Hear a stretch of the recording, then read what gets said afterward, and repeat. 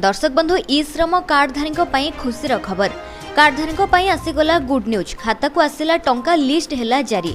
ई श्रम कार्ड योजना सरकार द्वारा परिचालित होउची।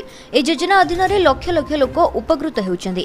जदि आपण एही योजना पाई आवेदन करंती तेबे सरकार आपण को प्रति मासरे सहायता भत्ता देबे एवं एही योजना रे सरकार आवेदनकारी को प्रत्येक मासरे 1000 टंकार भत्ता प्रदान करिथांती।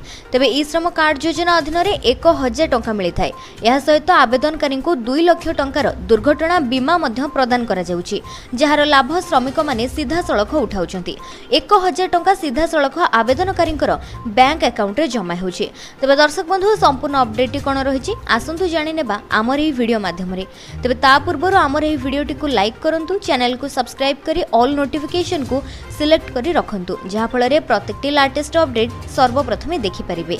तबे वर्तमान समय रे अनेक लोक ई श्रम कार्ड योजनार लाभ उठाउछंती, किंतु जदि आपनक मध्यरु केही एपर्यंत ए योजनार लाभ उठाई नाहंती तेणु आपण माने मध्य आवेदन करि परिबे। सेहीपरि नागरिक जेउ माने एपर्यंत ई श्रम कार्ड पाई नाहंती आपण ई श्रम कार्ड पई आवेदन मध्य करि परिबे। आपण ई श्रम कार्ड योजनार अनेक सुविधा नै परिबे, जहार लाभ विषय रे चलंतु जानि नेबा हमर एही वीडियो माध्यम रे।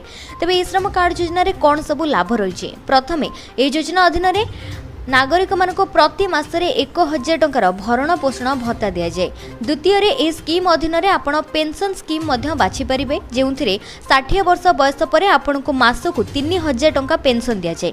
ई श्रम कार्ड स्कीम अधीन रे आवेदनकारी सीधा सड़क निज बैंक अकाउंट रे टंका बांधि परिबे। केवल श्रमिक श्रेणीर नागरिक माने एही योजनार लाभ पाई परिबे एवं ई श्रम कार्ड योजना पई केउ माने आवेदन करि परिबे। तेबे घरोई श्रमिक, रिक्शा चालक, पनीपरिबा विक्रेता, रास्ताघाट विक्रेता, खबर कागज विक्रेता, क्षेत्र काम करुथिबा कृषक माने ई श्रम कार्ड योजना पई अप्लाई करि परिबे एवं देय तालिका रे आपनकर नाम रहिछि कि नाही जानिबा पई आपण ऑफिशियल वेबसाइट परिदर्शन करी जांच करि परिबे।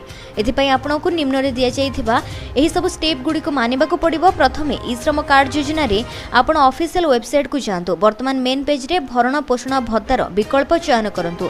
वर्तमान व्यक्तिगत विवरणी पचरा जीवो, नाम, ठिकाना, बयस, मोबाइल नंबर इत्यादि सविशेष तथ्य पूर्ण करंतु। वर्तमान आपण देय स्थिति देखिबा को पाइबे, तेणु एही उपाय रे आपण ऑनलाइन रे आपणकर देय स्थिति जांच करि परिबे। तेणु एही सहज उपाय रे आपण जांच करि परिबे जे आपणक नाम ई श्रम कार्ड तालिका रे आसीछि कि नाही।